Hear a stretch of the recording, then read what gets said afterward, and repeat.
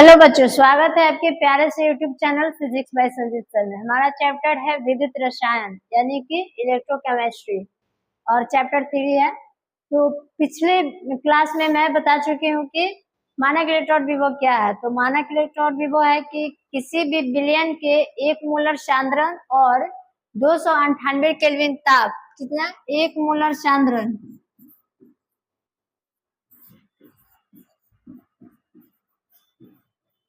और 298 केल्विन ताप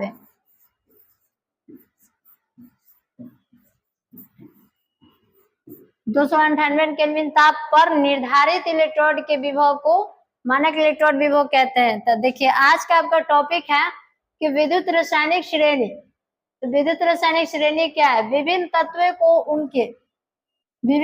को उनके मानक इलेक्ट्रोड विभव के क्रम में सजाने पर एक श्रेणी बनती है। उसी श्रेणी को विद्युत रासायनिक श्रेणी कहते हैं। ठीक है, देखिए हम श्रेणी को इस प्रकार से दिखाते हैं। ये आपका श्रेणी है विद्युत तत्व की मानक इलेक्ट्रोड विभव की सारणी। यहाँ देखिए इलेक्ट्रोड पर होने वाली अभिक्रिया है और ये मानक इलेक्ट्रोड विभव है। ठीक है, ये अभिक्रिया हो रही है लिथियम प्लस इलेक्ट्रॉन। यहाँ देखिए लिथियम हो गया है और इसी प्रकार से पोटेशियम प्लस इलेक्ट्रॉन, इसमें दोनों अभिक्रियाएं हो रही है। ये सब आपका VVI है, ये सब 4 नंबर में आता है और ऑब्जेक्टिव में भी ये सवाल पूछा जाता है। फिर देखिए इस सब का इलेक्ट्रोड विभव है, लिथियम का इलेक्ट्रोड विभव आपका -3045 है और इसी प्रकार से पोटेशियम का आपका -2.925 वोल्ट है और फिर क्लोरीन का भी यही है +1.36। इस प्रकार से ये सब आपका तत्व का विभव इलेक्ट्रोड विभव है। समझ में आ गया? किसी भी तत्व को उसके मानक इलेक्ट्रोड विभव के क्रम में सजाया जाता है तो एक श्रेणी प्राप्त होती है। उसी श्रेणी को विद्युत रासायनिक श्रेणी कहते हैं और उसे मानक इलेक्ट्रोड विभव के क्रम में देखिए यहाँ सजा दिया गया है। ये सब आपका मोस्ट इंपॉर्टेंट क्वेश्चन है। नेक्स्ट है आपका, नेक्स्ट में अब आ गया आपका नोट। ये सब आपका नोट है। सबसे अधिक मानक इलेक्ट्रोड विभव का मान फ्लोरीन का होता है।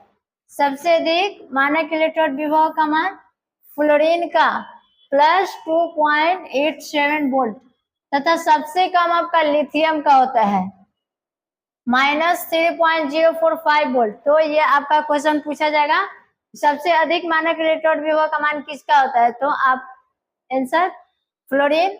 और फिर इसी प्रकार से सबसे कम पूछा जाएगा तो फिर सबसे कम में आपका लिथियम हो जाएगा। फिर आपका नेक्स्ट है विद्युत रासायनिक श्रेणी में जो तत्व हाइड्रोजन के ऊपर होता है, जो तत्व हाइड्रोजन के ऊपर स्थित होता है उन पर ऑक्सीकरण होता है तथा ये सभी एनोड का कार्य करता है। जो हाइड्रोजन तत्व के ऊपर स्थित होता है उस पर ऑक्सीकरण होता है और वो सब एनोड का कार्य करता है। इस प्रकार से नेक्स्ट है कि विद्युत रासायनिक श्रेणी में जो तत्व हाइड्रोजन के नीचे होता है वो तो ऊपर था और वह एनोड का कार्य करता था।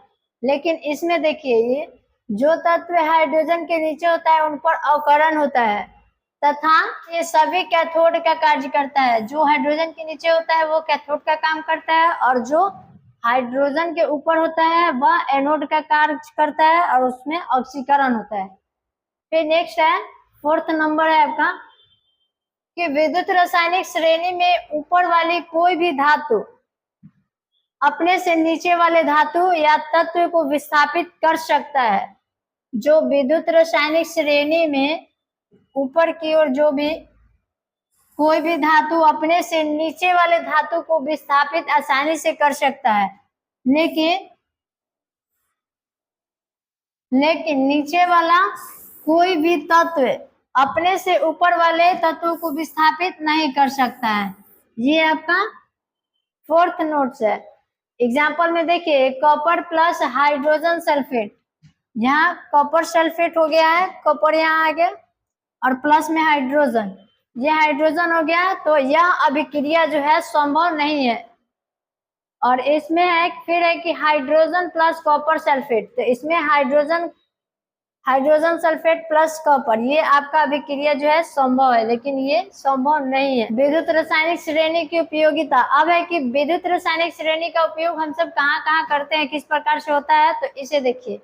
फर्स्ट है आपका कि मानक इलेक्ट्रोड विभव का मान जितना ही कम होता है, देखिए ध्यान से सुनिएगा, मानक इलेक्ट्रोड विभव का मान जितना कम होता है उस तत्व में आयन बनने की प्रवृत्ति उतनी ही अधिक होती है। ठीक है, आयन बनने की प्रवृत्ति उतनी ही अधिक होती है। जैसे कि देखिए लिथियम के लिए मानक इलेक्ट्रोड विभव का मान जो है सबसे कम होता है। हाँ, उधर बताएं कि लिथियम के लिए मानक इलेक्ट्रोड विभव का मान सबसे कम होता है, -3.450 कुछ होता है। और अतः लिथियम में आयन बनने की प्रवृत्ति सबसे अधिक होती है। ठीक है, फिर नेक्स्ट उपयोग है कि विद्युत रासायनिक श्रेणी की सहायता से पूर्वानुमान किसी भी चीज का जानकारी प्राप्त करने, किसी भी सूचना को जानकारी प्राप्त करने के लिए पहले प्राप्त किया जा सकता है। इसकी सहायता से पूर्वानुमान लगाया जा सकता है, उसके अकॉर्डिंग उसका अनुमान लगाया जा सकता है कि कोई धातु किसी अम्ल के जलीय विलयन से हाइड्रोजन मुक्त कर सकती है या फिर नहीं, इसका पूर्वानुमान लगाया जा सकता है। जैसे देखिए ऋणात्मक इलेक्ट्रोड विभव वाली कोई भी धातु अम्ल के जलीय विलयन से हाइड्रोजन को विस्थापित कर सकता है। ऋणात्मक वाला कोई भी धातु हो वो अम्ल के जलीय विलयन से हाइड्रोजन को विस्थापित कर सकता है। जैसे कि देखिए सोडियम हो गया, मैग्नीशियम हो गया, एल्युमिनियम हो गया, जिंक हो गया, फेरस हो गया, ये सब विस्थापित कर सकता है।